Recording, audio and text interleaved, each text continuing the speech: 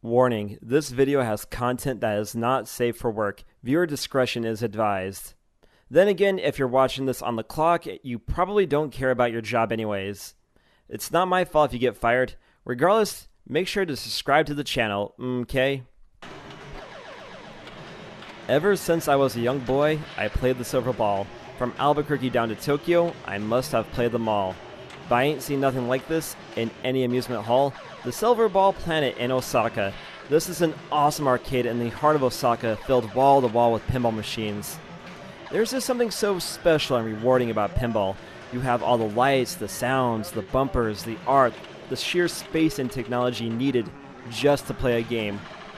Getting a good run in pinball is easily one of the most rewarding things in gaming, period. Whenever I see a pinball machine in my travels, I always make sure to stop by and put in a few coins and get my fun. But you know what pinball is missing? Giant anime tits. Leave it to those cheeky bastards over at Marvelous to make a pinball spin-off of our favorite busty ninjas in Senran Kagura. Now, if you don't know anything about Senran Kagura, let me give you a brief history. It's basically a series about, well, really curvaceous ninjas fighting each other in an anime schoolgirl setting. And that might put off some people, but it's actually well done. There's some pretty good storylines, there's some really interesting characters, and some of the games in the Senran Kagura franchise, such as Nsfw Versus and Burst Renewal, are actually really solid, and even the spin-off game, Peach Beach Splash on the PS4, is actually a pretty decent game. So I'm coming from a place where I have my respect for the franchise. I'm not going to sit here and pretend I'm like Senran Kagura fan number one or anything, but I do enjoy the series for what it is, and it's fan-servicey fun. So how do the girls of Senran Kagura fare in a pinball setting? Well, let's take a look. This is a review of Senran Kagura Peach Ball.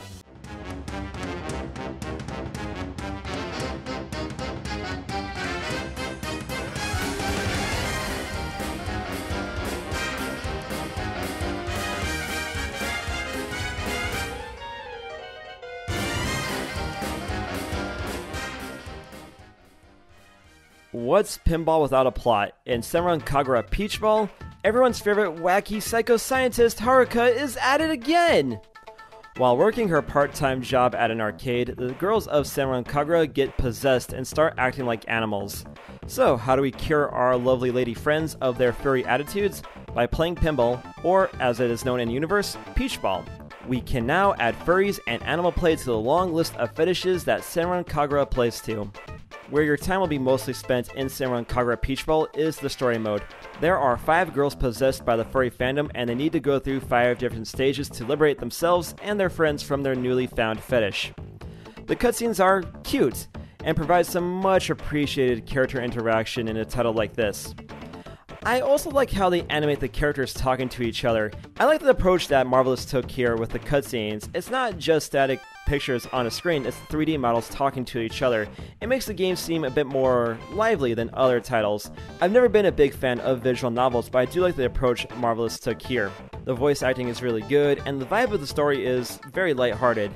And that's what I also like about the Senran Kagura series as well. It is serious when it needs to be, and can kick back and have fun when it wants to.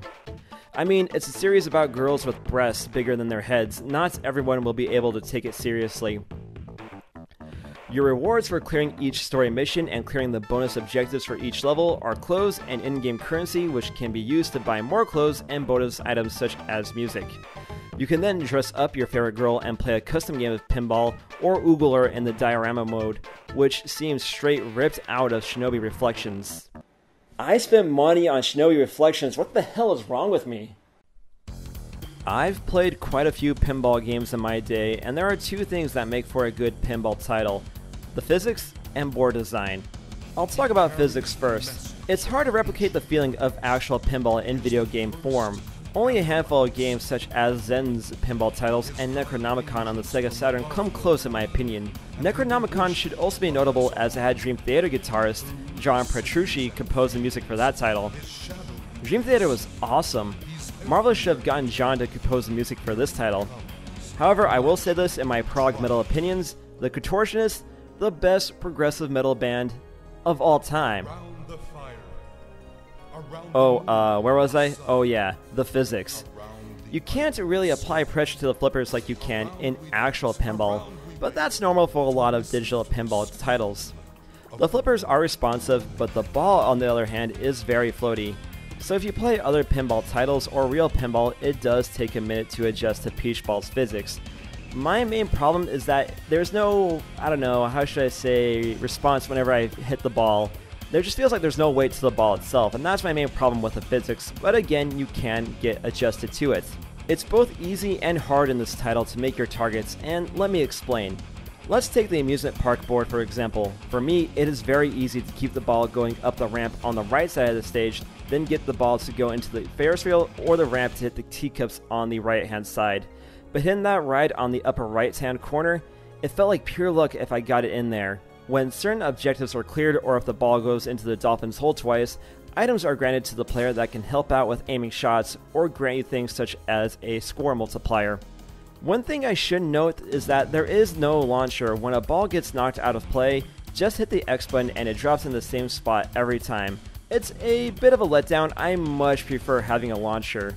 Before each game you can select a ball, which again in my playtime didn't have any notable effects on the physics.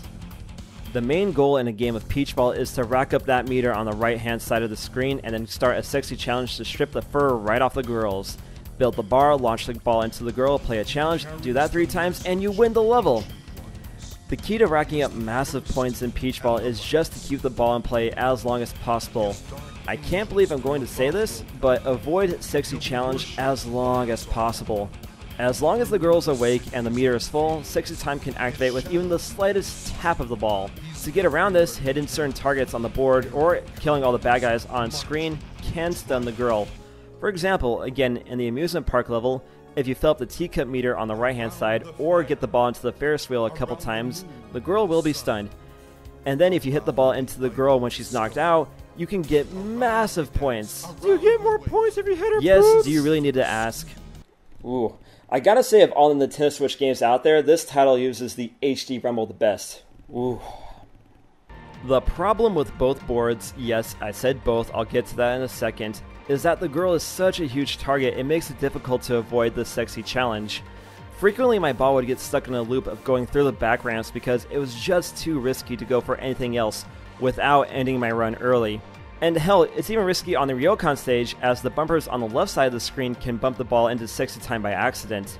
You can say it's a risk versus reward factor of Peach Ball, keep the ball in play for points at the risk of losing the ball, or go for the challenges as fast as possible and clear the level. However, if you want to clear those bonus objectives and see all the content, you're going to want to steer far clear of the sexy challenges like Smash Bros. Players steer clear of deodorant. There are 2 boards in the game. That's right, 2. Don't get it confused. It might look like there are multiple boards, but the only thing that changes is the time of day. And neither board is particularly engaging. The amusement park level is too easy to cheese as it is too easy to get the ball into the Ferris wheel and stun the girl, whereas on the Ryokan level, it is too risky as the bumpers can ruin a good run. Even though the Ryokan level has a second stage to play on, it's still too risky to do as setting up for it does take time and puts you at risk of activating Sexy Challenge, making your run, well, useless. The advantage that digital pinball has over actual pinball is that the possibilities are endless. Look at other titles such as Yoku's Island Express with its Metroid-inspired gameplay, or Odama with its strategy elements. Does anybody else remember Odama? No? I thought so. Peach Ball doesn't really have anything to make it stand out other than, well, breasts. This game could have greatly benefited from something like, say, boss battles or at least one more board. However, the biggest failing of Peach Ball is that it is so anemic. When you clear one storyline, which takes about an hour, you've basically seen that all the game has to offer. The plots are all essentially the same. One girl gets possessed by the furry, and she has to go unfurry her friends by playing pinball, with the last level being them facing their shadow form. Reminds me a lot of Persona 4, doesn't it? And there's only 5 playable girls, plus Haruka. So if there's other girls you prefer in the Senran Kagura franchise, you best go play another game. Which is bullshit because I wanted to play pinball with Ikaruga and Rin. I completed all 5 stories, but there wasn't any big reward for clearing the game. Unless I need to clear 100% of the objectives, but nuts to that.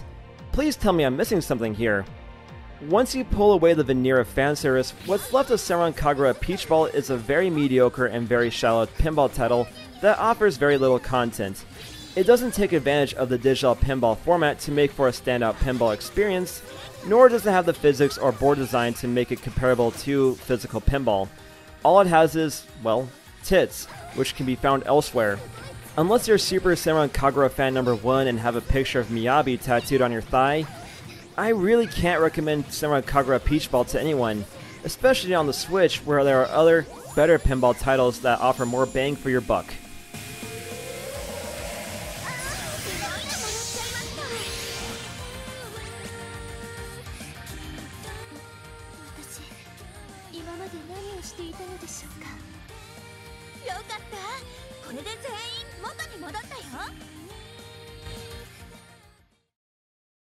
So those are my thoughts on Senran Kagura Peach Ball, and overall, I'm very disappointed in this title. I thought that taking the universe of Senran Kagura and putting it into a pinball setting would create for some wacky fun.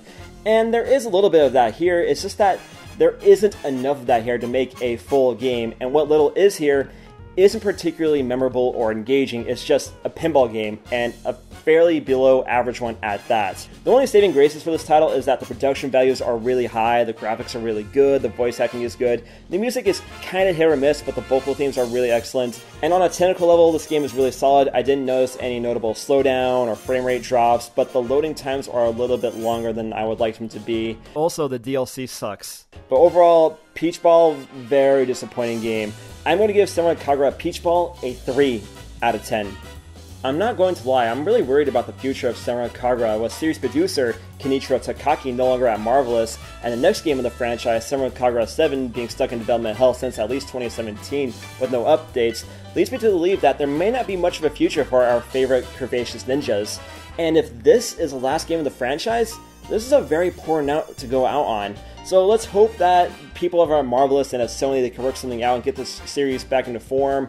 And let's hope that this series can continue, because I would like to go back to my life and hometown at least once more. And with that, I shall end the video. Thank you for watching, everybody. If you liked the video, leave a nice comment in the comment box, and I may or may not reply to it. Make sure you like the video or dislike the video, because the engagement is good for my views. Subscribe to the channel for more content. If you feel so kind, you can hit me up on Twitch, Twitter, Patreon at Zmangs, especially on Instagram. I'm very active on the grams, and I'll see you on the next episode of The Z-Man Show.